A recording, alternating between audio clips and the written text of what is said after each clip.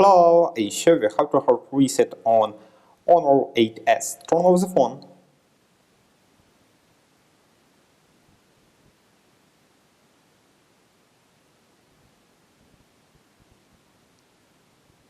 Now press the power button and volume up key for a few seconds.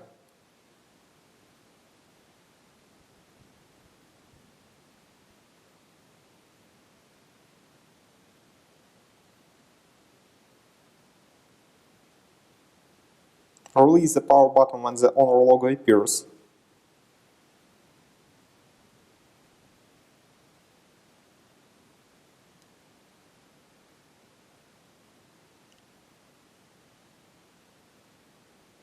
Now use volume key and power button to select factory reset. Now enter yes.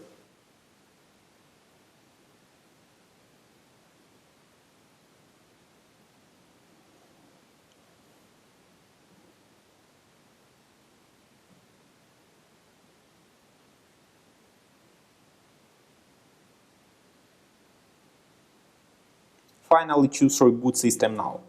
Your device will now restart successfully. The hard reset is completed now. Subscribe to our YouTube channel and rate the video.